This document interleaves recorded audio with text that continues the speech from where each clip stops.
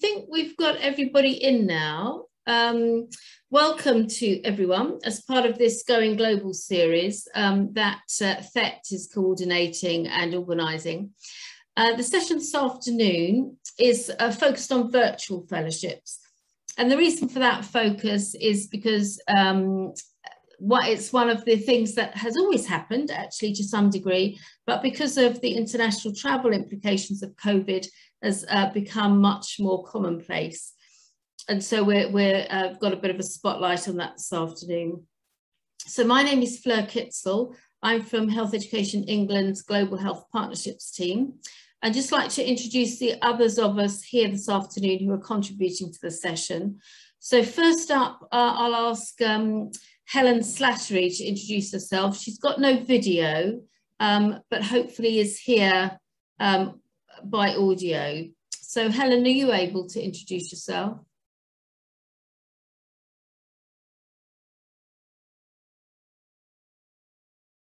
Okay, I'm guessing she's not available here by audio. So there may well be, you might hear more of me than was intended as we try and cover that. Oh, there you go, Helen.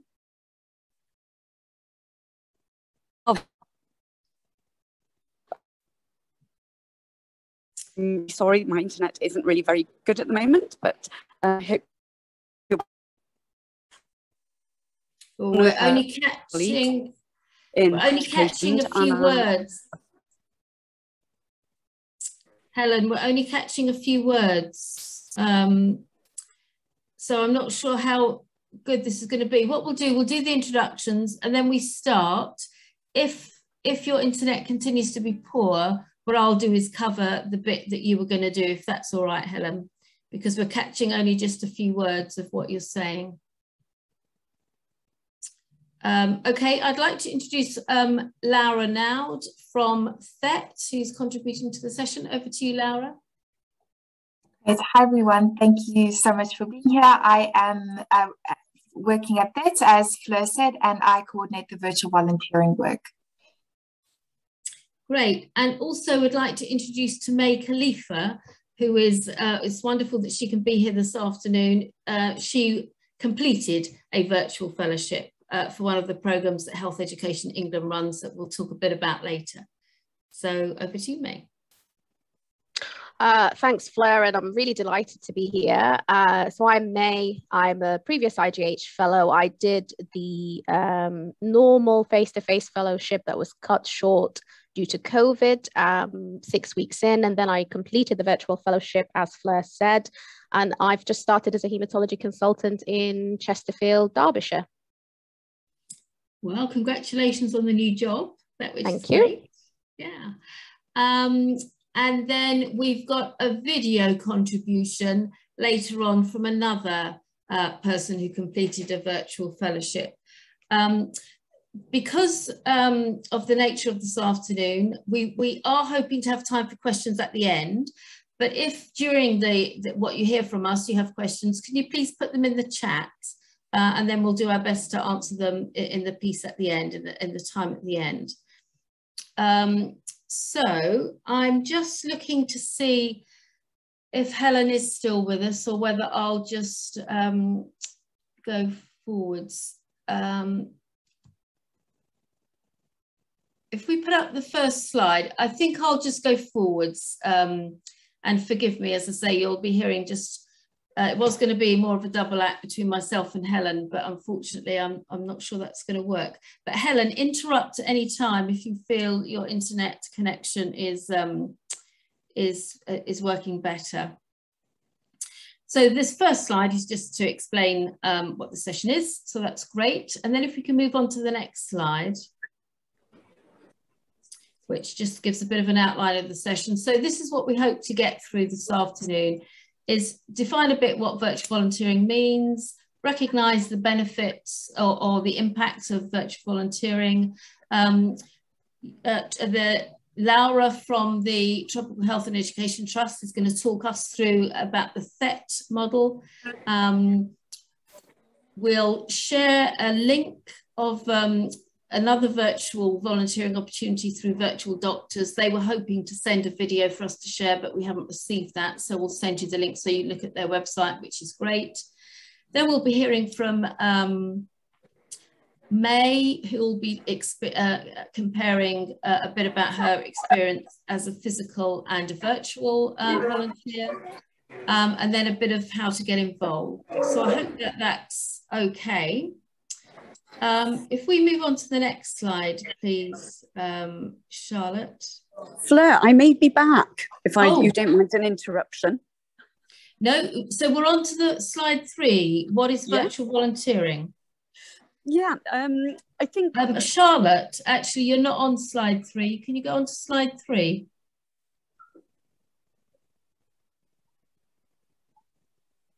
Slide 1 is shared. Can you move us to slide 3?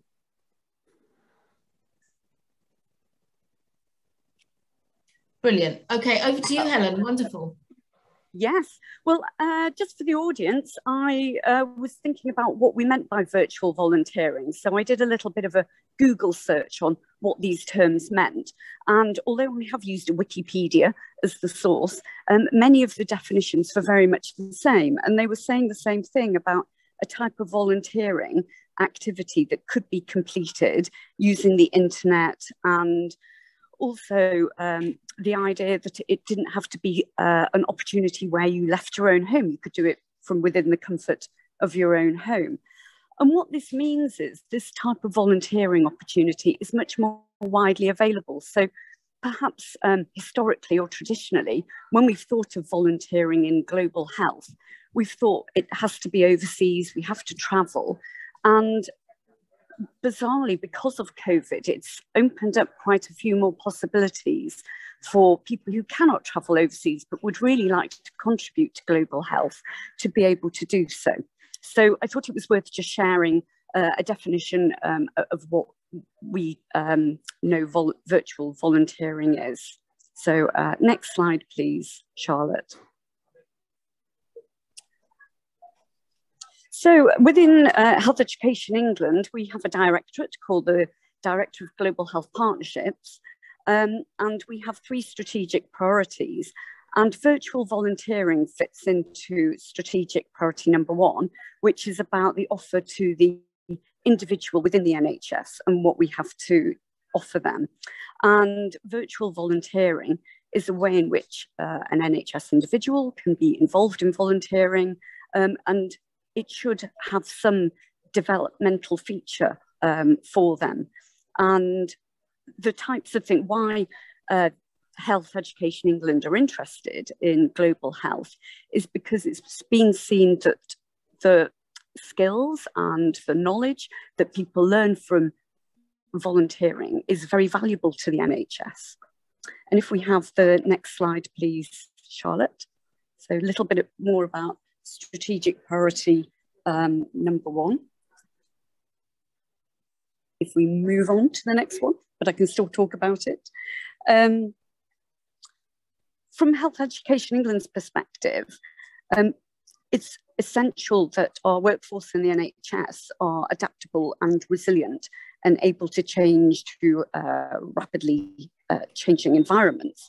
And we recognise that this can occur in many different ways. But one of the learnings and the evidence that we find when we review papers and documents and anecdotes about global health volunteering is these opportunities provide those experiences. So, for example, to develop resilience and cultural competence, and that's why we're very interested in it. Next slide, please, Charlotte.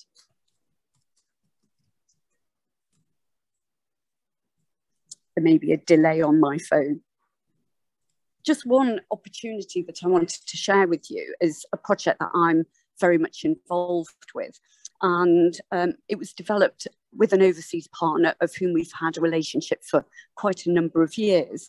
And it's a capacity building, capability building project. It was born from an idea that an overseas partner in a town called Gulu in the north of Uganda asked for support with diagnostic imaging. And the opportunity for virtual volunteers within this project is an educational component.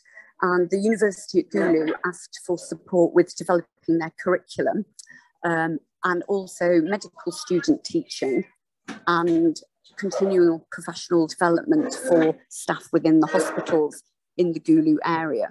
So these opportunities are now being advertised, and they're, sorry about the noise, and they're available for staff with those skills and expertise in diagnostic imaging. Thank you. The link, if you would like more information about that, the link to the project is on the slide just here. Okay, thank you ever so much, Helen. So now what we thought we'd do is just describe, the next slide is about an evaluation, but we just thought we'd describe a bit about some models of virtual fellowships. Then I'll talk about an evaluation that we've done. And then we'd like to hear from May, talking about her experience, just so people know the order. And then we've got Rachel Perry, who's been able to join us. So she will also share her experiences of being a virtual fellow. And then we've also got another pre-recorded video. So that's what we'll do the next little bit, if you like. So the HEE model of virtual fellowships that we have piloted to date, so it's not the only model, but it's the model we've piloted to date and are currently working with, is where somebody is recruited to a fellowship and spends some of their time, typically 1 day a week, with protected funded time to devote to the virtual fellowship. And the way that we have used it to date is for people working on projects, so not directly clinical, but usually evaluation or system strengthening or education type work, similar to that which Helen just mentioned. So that's what we have piloted. That's what May has completed. And when we hear from Linda later, that's what she has completed. And so we'll share those experiences and our evaluation with you. What we want to do now is hear from Laura from THET, who run a different model supporting virtual fellowships. So if you're able to talk about your model at THET, Laura, that would be great. Great. Thank you very much, Flo, and thank you so much for the opportunity to talk about our virtual volunteering work. So my name is Laura, and as I said, I coordinate at THET's virtual volunteering program, which is supported by HEE.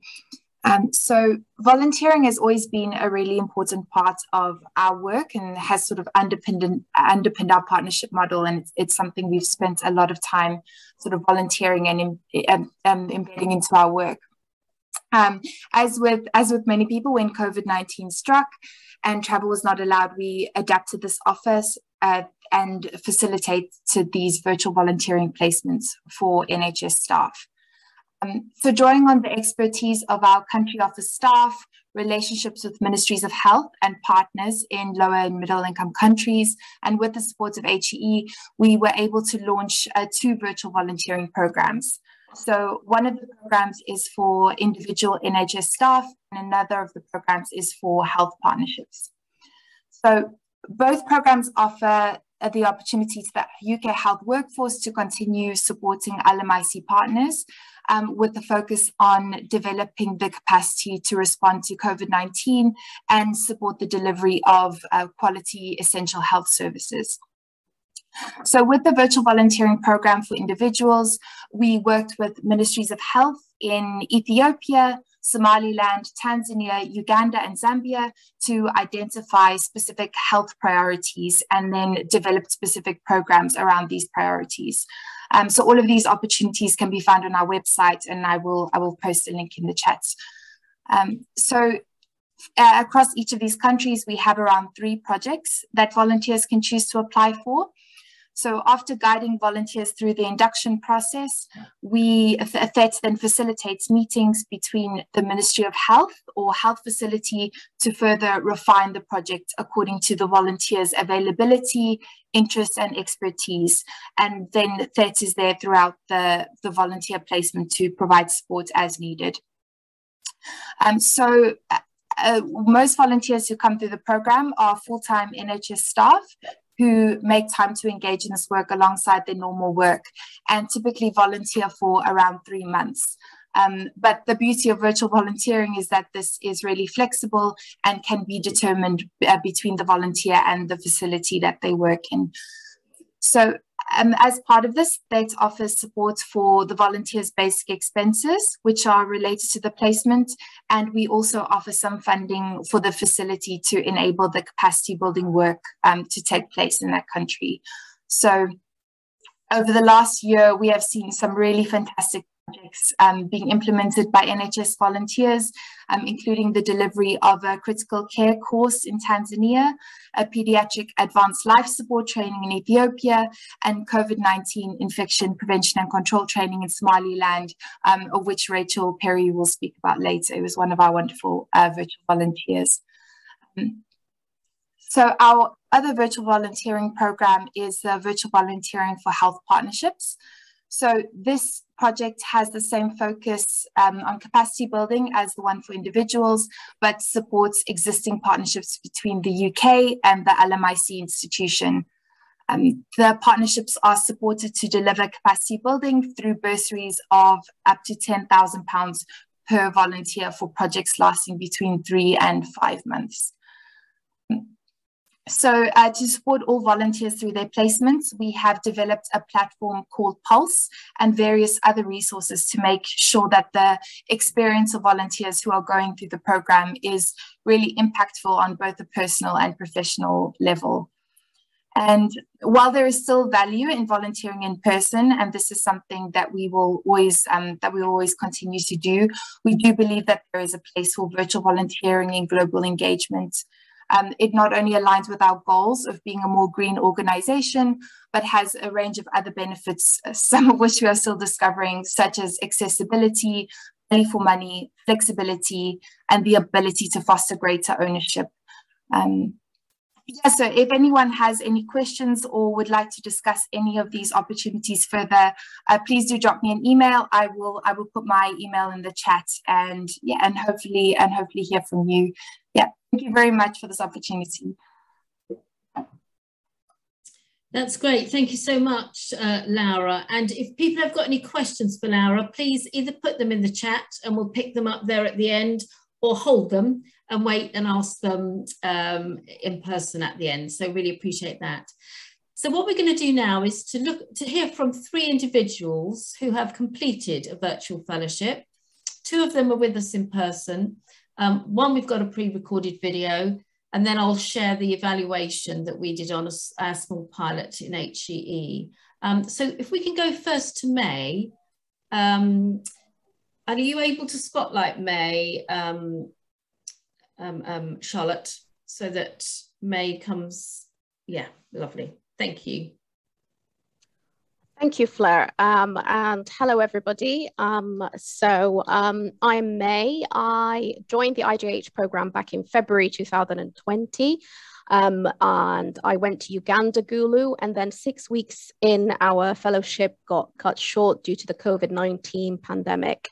At the time I was in the last year of my registrar training, I was gutted, disappointed, because it was kind of my last opportunity to have prolonged time off from the NHS. And then I got contacted about the opportunity of the virtual fellowship, which was excellent. And it worked very well in terms of timings for me, because I finished training in January this year, and the fellowship was starting in February. And I was blessed by having a delayed start for my consultant post, so I joined the program. I found balancing things between clinical and personal commitments okay, because I didn't have a clinical job at the NHS. I did do some volunteering work with one of the other societies, but the work was pretty flexible and it didn't require any weekly commitments.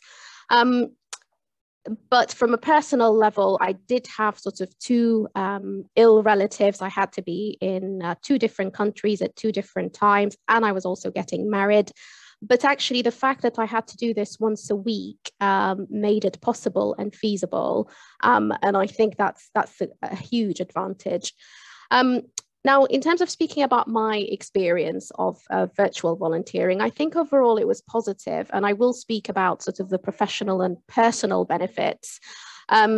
It was a new experience. I think although virtual volunteering has happened, I think for the IGH program, it was something new. So everyone was experiencing this for the first time, whether it was us, the fellows, whether it was the HEE team and the overseas partners as well. Now, I had the advantage of knowing the overseas team before, so I've already built some relationships with them. I met them. I spent 6 weeks with them. I had a good understanding of how the hospital worked and some information about some of the procedures, as well as some Ministry of Health guidelines. So I think that did sort of give me an added benefit. I did find it frustrating because of the slow pace, the fact that it was just once a week. I just found it a slow pace, and I couldn't control my feelings about how it could have been if I was there. And it was something that I felt very often. I did feel quite uncomfortable because I had weeks where I didn't do anything because I had scheduled meetings and commitments, which got cancelled and postponed, and that made me feel very uneasy. There were also delays in getting some equipment set up and delivered, and that sort of delayed things.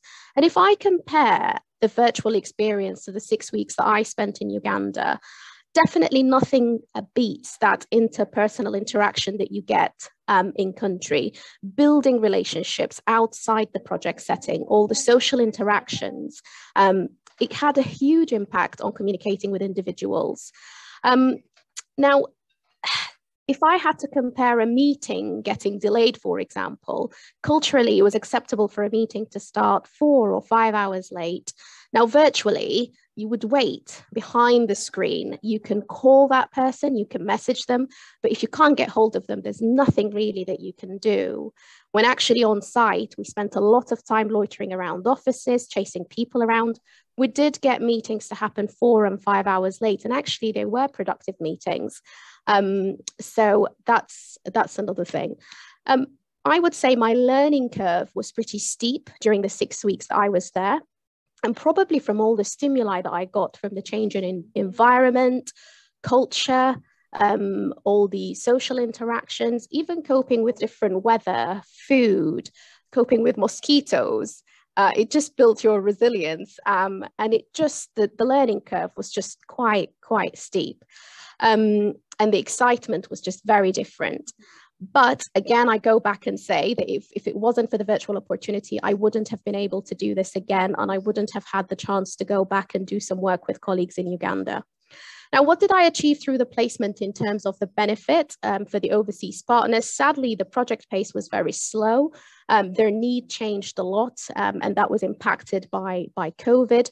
So in terms of what I've achieved in terms of the project was only a bit of data for them and some quality improvement training. However, I would like to sort of touch on some of the personal and professional developments that I gained from the virtual placement. I have definitely learned to let go, and let go in a good way, not in a bad way. When I first started, I had certain expectations. I had basic standards that I wanted to work with, which were related to me being there face to face. And I just had to accept that things are different now, and hence the letting go. And that made me very flexible. That made me willing to try anything and everything they wanted. And it is something that's quite new to me as a person. It had a huge impact on my wedding planning because I also let go from that aspect as well and became quite flexible with some COVID planning. And I was also more accepting that actually when things are not happening, I really had to accept things better, because I always had the pressure when I was there face to face that actually I could turn this around. I could make this happen in this way. I could chase that person and wait for them, but I didn't have all of these opportunities when I was doing this virtually, and I was just more accepting of the situation. And for me, at first, I was concentrating on the outcome of sort of the project. Will I complete the project? But then when things were at a very slow pace and not happening, I had to think outside the boundaries of completing the project and what the project was about, and really think deep what I wanted to get out of this. It was very clear that there were lots of unknowns. And I just sort of had to go and take the turns as they came along. And I remember having a meeting with my mentor, and we then had this discussion about the complex systems theory and complex system leadership. And I remember reading an example about comparing throwing a stone and flying a bird. And if you throw a stone, the outcome is predictable, the stone will land. But if you fly a bird, the outcomes are different. There's lots of variability. And this is very similar to the healthcare setting, very similar to the virtual volunteering setting, and very similar to the NHS setting. And I started relating it to, if I put some seeds for the bird, then the bird will follow the seeds, and I'll have more of a linear outcome, more a predicted outcome. And I started sort of symbolizing people there that I couldn't get hold of as birds. Have I got the seeds for them? Do I really know how to handle this? And now when I started my consultant job, I do think of challenging tasks and challenging situations as birds. And do I know the seeds? And can I actually get those seeds? So that's how I would sum up what I came out with. Finally, any tips for future virtual volunteers? Patience. You need a lot of that. Always think outside the box about your learning outcomes and what you want to get out of this. Think beyond the project and beyond the NHS leadership model. I found that discussing progress with fellows doing the virtual placement and the country partner lead, Helen, really useful, just bouncing ideas, brainstorming, and even my mentor, just sort of those meetings were incredibly useful in terms of actually identifying things that you have learnt without even realizing and how to handle certain situations. And one last tip, actually, for me, the fellowship was very high list of my priorities, but I always started to think, the work that I'm doing, where is it on their list of priorities? And it just made me a lot more understanding and forgiving when things were just not moving. And that's all.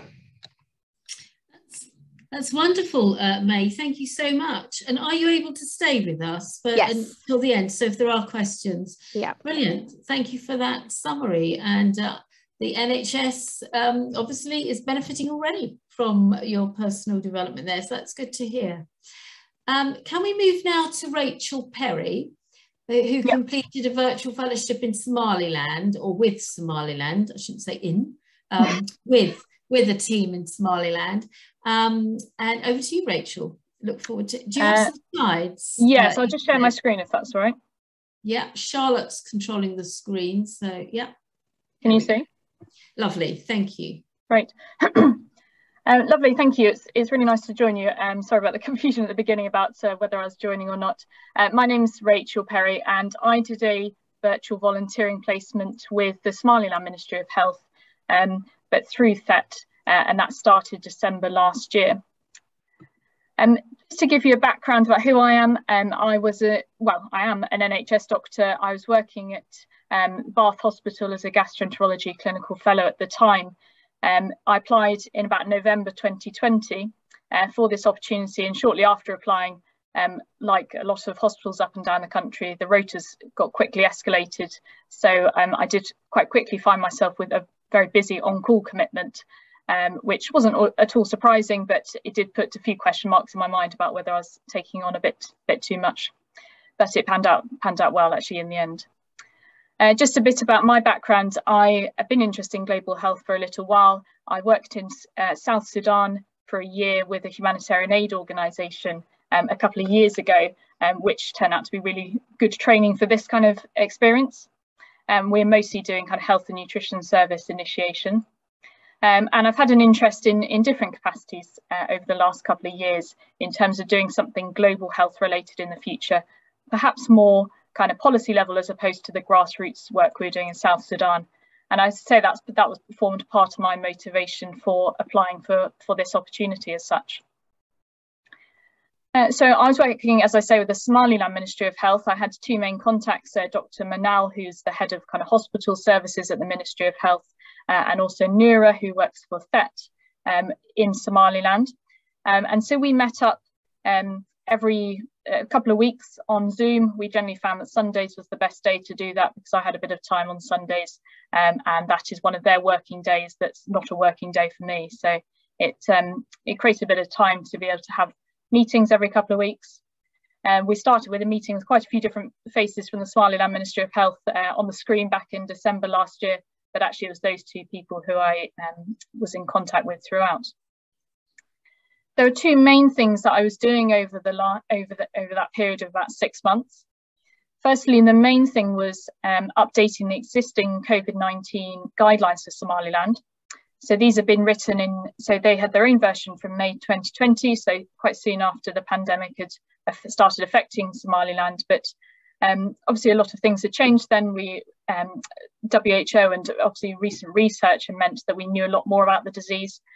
So we had a look, we discussed some changes about the content, and I utilised mainly the WHO guidelines from January 2021 to do a quite significant update on the kind of structure and mostly the content of the guidelines, so that it was more up to date and perhaps more applicable and relevant for where we were or where the country was. And by about June time, we had been able to circulate this among the Ministry of Health and have this distributed to staff across the country so that they could start using it.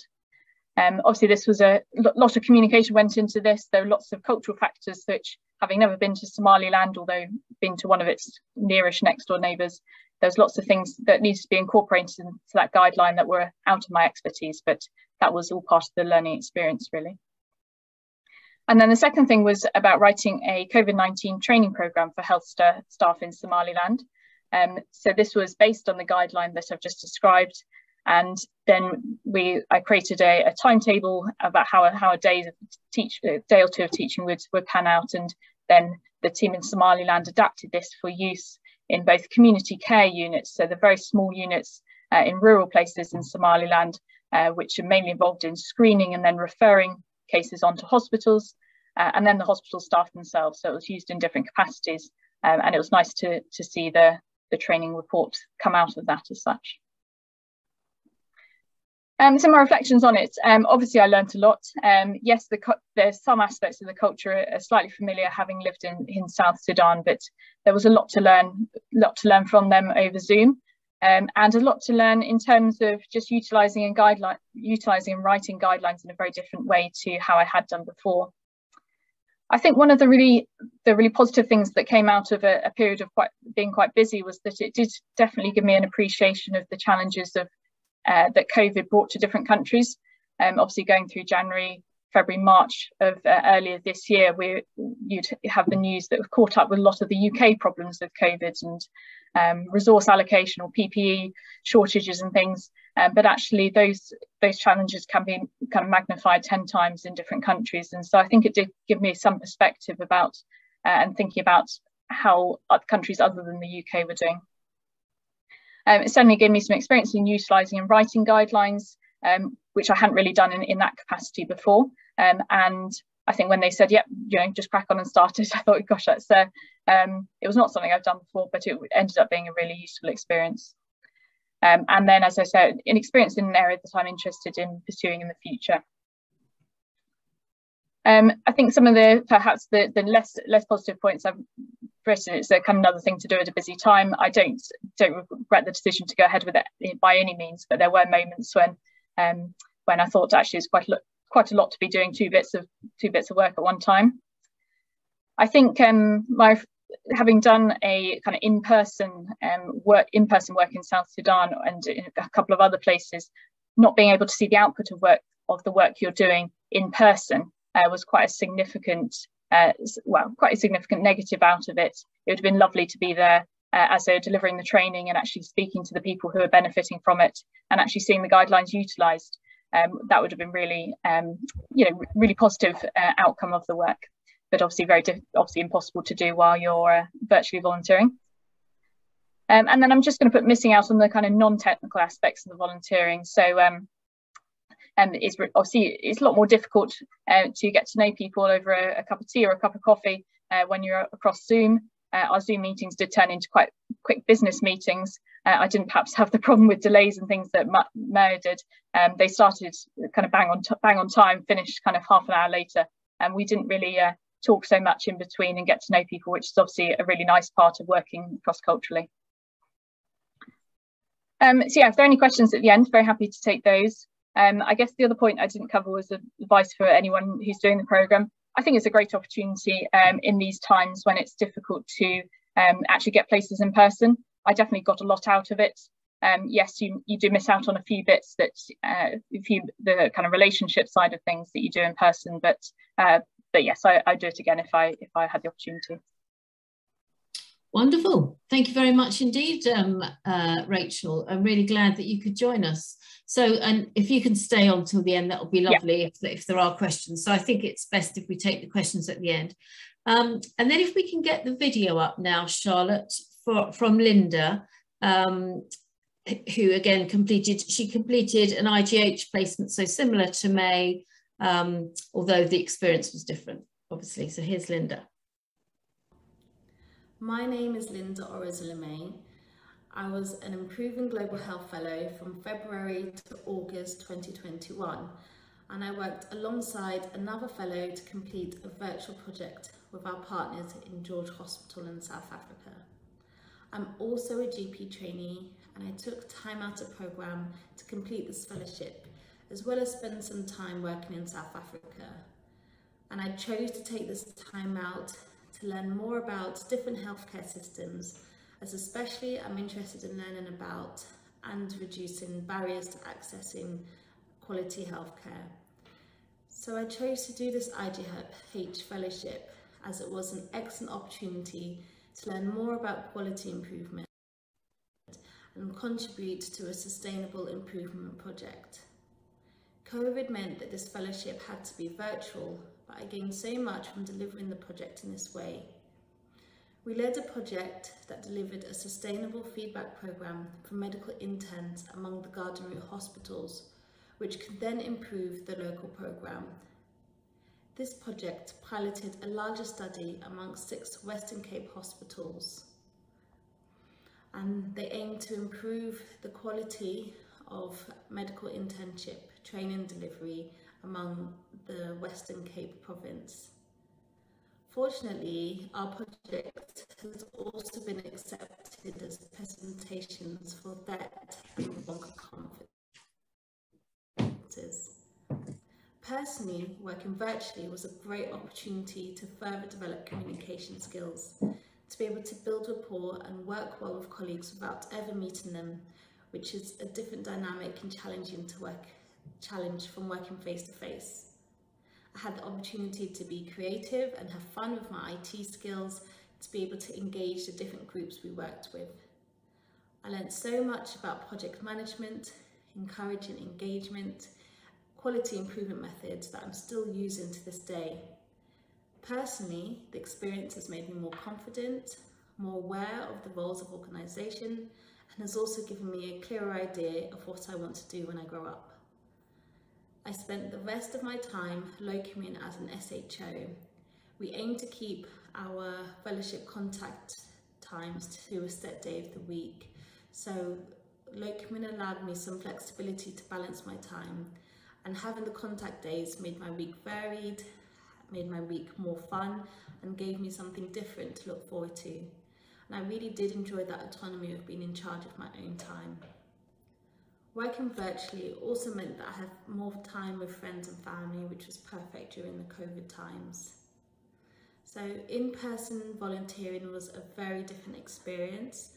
I worked in a small district hospital in the Eastern Cape.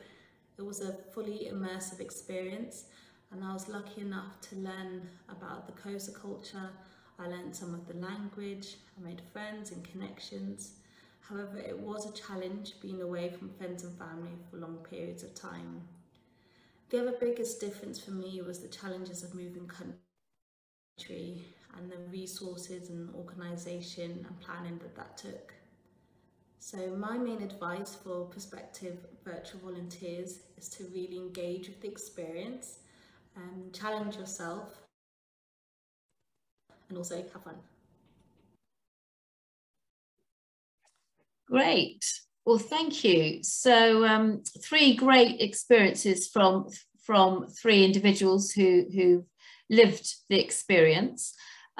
So what I'd like to do now, if I may, is I've got a couple more slides which just cover off a bit of an evaluation that we did on the pilot virtual fellowship as part of the IGH program that you heard from May and Linda.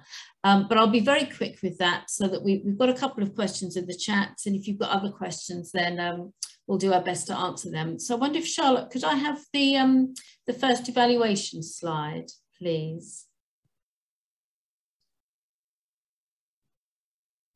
Okay, so you've heard a bit about, as I say, from May and Linda. One of the programs that Health Education England Global Health Partnerships runs is something called the Igh Fellowship Program, which stands for Improving Global Health Through Leadership Development. And it's a multi-professional, so anyone can apply from any professional background, clinical, including managers, so doctors, nurses, therapists, pharmacists, anyone at all. And people who are recruited and take up a fellowship spend time doing a project of work based around improving a process or system, or it might be a guideline development, as we heard a bit from Rachel. It can be all sorts of things, but it's not direct patient care. And we'd run that since 2008, and it was very much a case of people went in person for 6 months. Because of COVID, it prompted us to be more creative and innovative, and so we piloted from February 21 to end of July 21, doing that process part-time and virtually. So can I have the next slide, please? So it's a small group, as I said. We had 13 fellows, 10 of whom responded. Each of the fellows gets matched up with a mentor. So we had 13 mentors, 7 of those responded. And we have another volunteer role, which is called a partnership link lead. And that's somebody who is the main link between an overseas partnership and the team back in the UK. They're UK based, but they do that partnerships because currently the IGH program has 8 active overseas partnerships. And they're basically at organisation level. And they're in various countries in Africa, as well as a couple in Southeast Asia. So that's our spread. And then this is what we found. So from those small numbers, so these are not generalizable, but it's interesting how they chime with some of the things we've heard from our 3 virtual fellows this afternoon. All 10 of the fellows who responded recommended the fact that a virtual fellowship, and their comments were about it was a different experience. It wasn't better or worse, it was just different, and that's important. Most respondents, and that includes the mentors as well as the other people who responded, were how effective the model of fellowship was for all parties. And that's because for this fellowship, we have a big onus on the personal development and learning of the fellow. If any of you joined the session a couple of weeks ago on recognising and recording your learning, it's a very managed program that we run in terms of the fellow, in terms of that. So there's a lot of requirements on people to do that, and people found that that was possible. Pleasantly surprised, which is always nice, isn't it? Obviously, a no-brainer here, the reduced time available, because this was part-time, meant that the project work less was able to be achieved because there was less time to do it, and probably impacted by the virtual nature of working, as we heard from May. But often that's seen as a positive thing in terms of the UK volunteer having to let go, just to quote May there, which means that the local people on the ground perhaps have to own it more, and perhaps that balance is a little better. Sometimes when you've got somebody on the ground who's got lots of time, lots of energy, lots of enthusiasm, and wants to move things forward, maybe the balance isn't always right. I'm not saying that's so, but I'm just wondering if that might be so sometimes. The fellows reported improvements in their digital skills, and that was a wide range of things that I don't have time to report here, but all recognised that that will be valuable to their work in the NHS. We know that in terms of clinical care, we're doing more and more online consultations, and that ability to build a rapport, to communicate effectively online.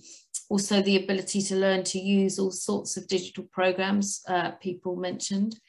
Again, I think picking up on what Linda said, during a time of COVID, people did value the fact that they could still work globally, as it were, and contribute, but still be home, nearby to family and close friends, all of whom were being affected by COVID in some way. So that was seen as a positive thing.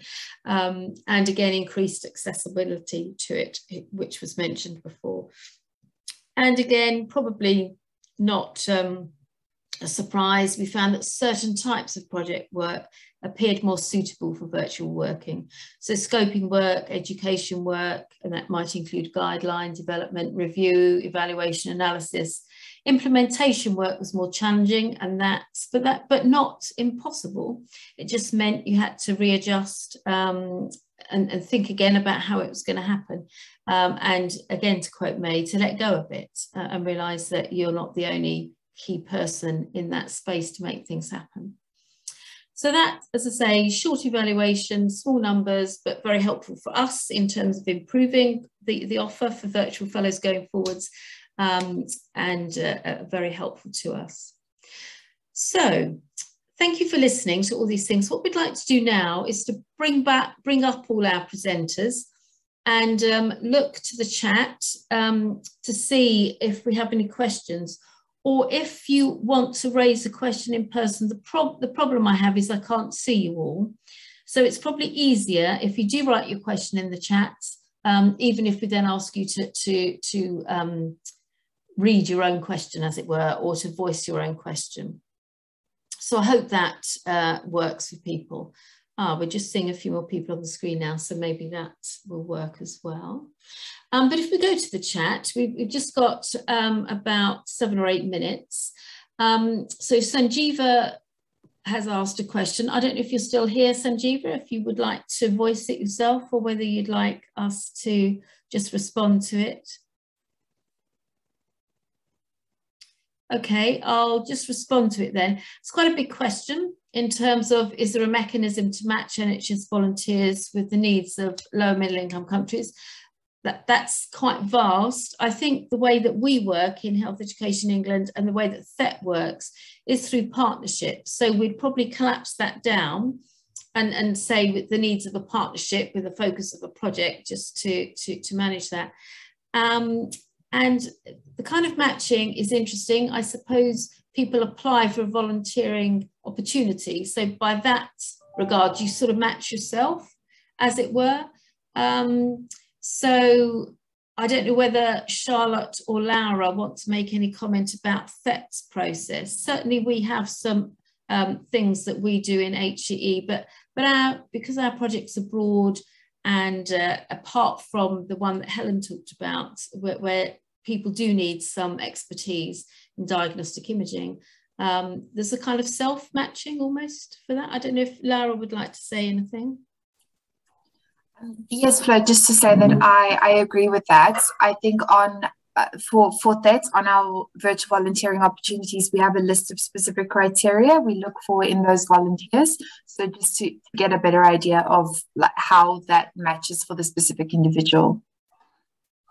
And would Rachel or May like to make any comments about that, about your processes of getting involved?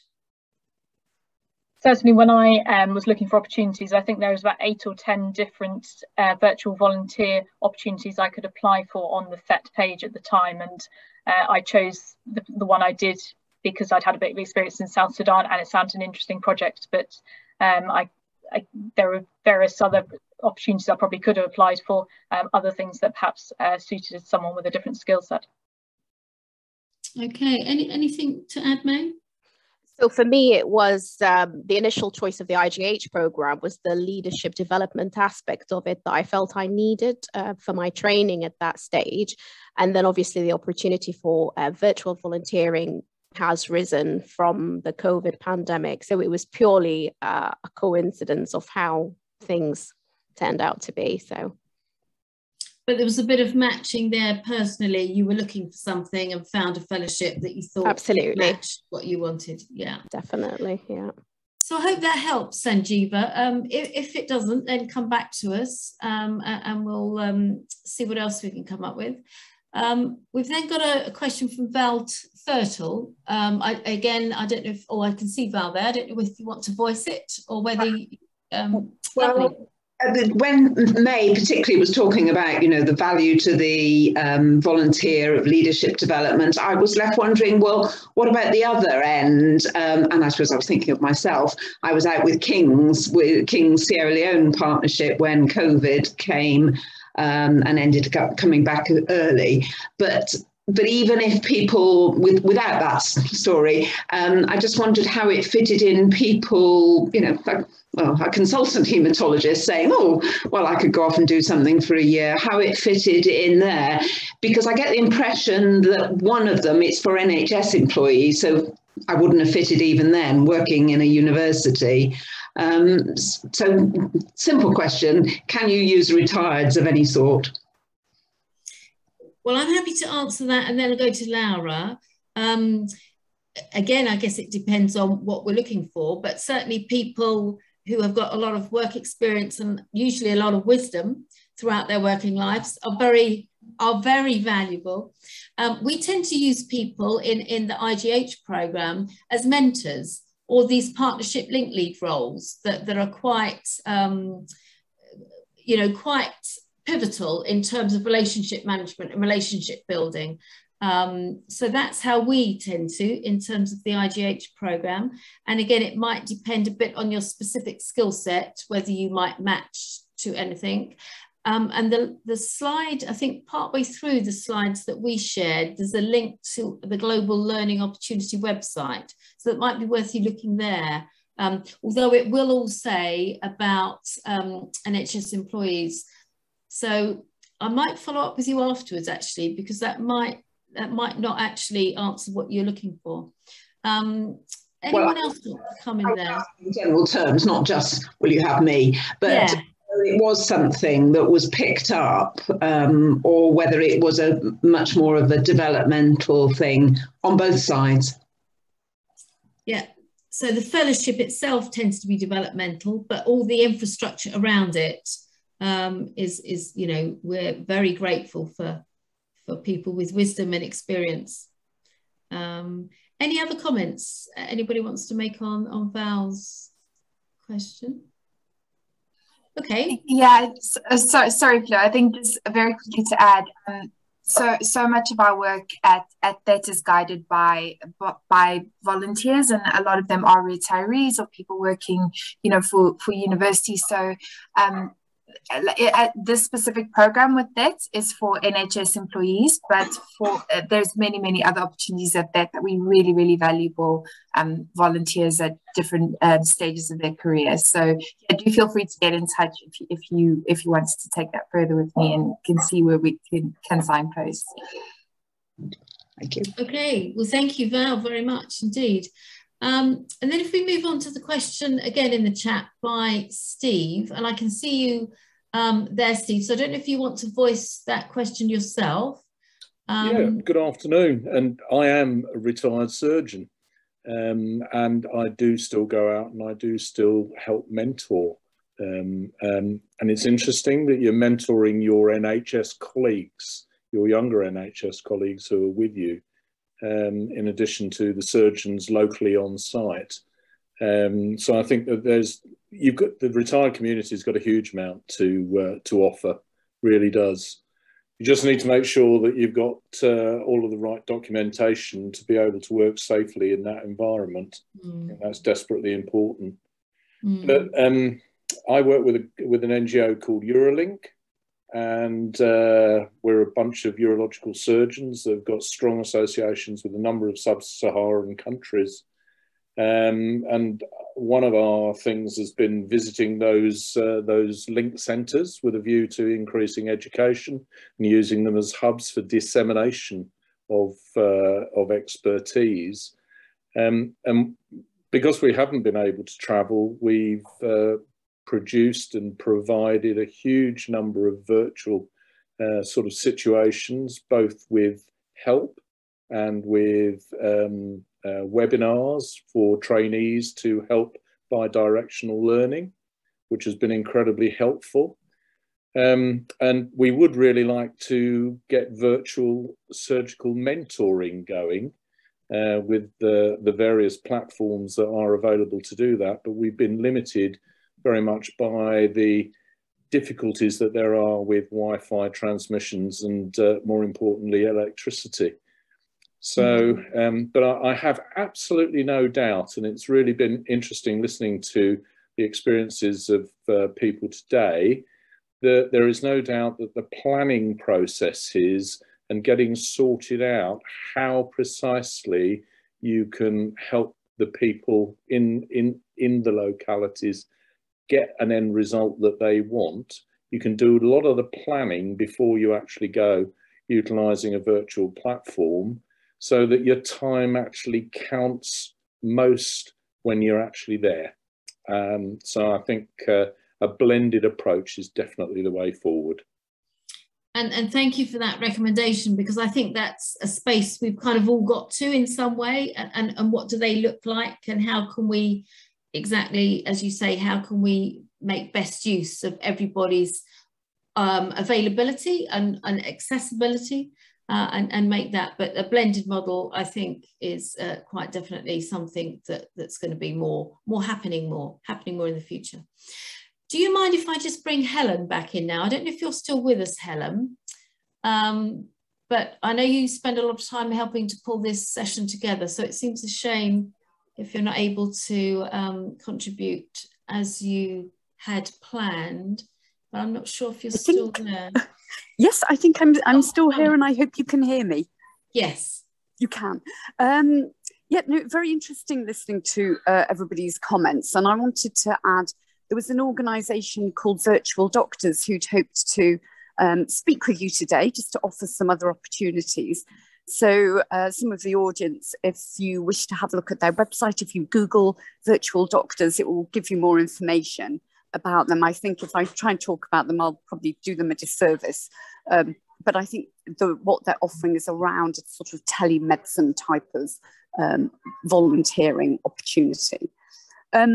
But yeah, I think listening to everybody, I think what I've got from this, and I hope the audience too, that there are some very interesting opportunities out there that take you away from your traditional ideas of volunteering, that still give people really valuable, interesting experiences, and some of that sense of the work of global health that, you know, in times gone by when we didn't have so much accessibility to internet and these types of things wasn't available. So I think this space will develop and grow as time moves on. Thank you, Helen. That's great. I'm glad you could join in, albeit slightly differently to as you planned. But I think our time is up. So I'm sure Charlotte will be closing us off in a minute. But a huge thank you to everyone who's planned and contributed to the session, particularly our three people who lived the experience. So May, Rachel and Linda in absentia. And also Laura for spending the time explaining the way that THET works. So ways to get in touch is in the chat, the THET Pulse platform, and on the link to the HEE website on one of the slides, which I know will be shared. And thank you to everyone for attending. And we'll let you go. Thank you then.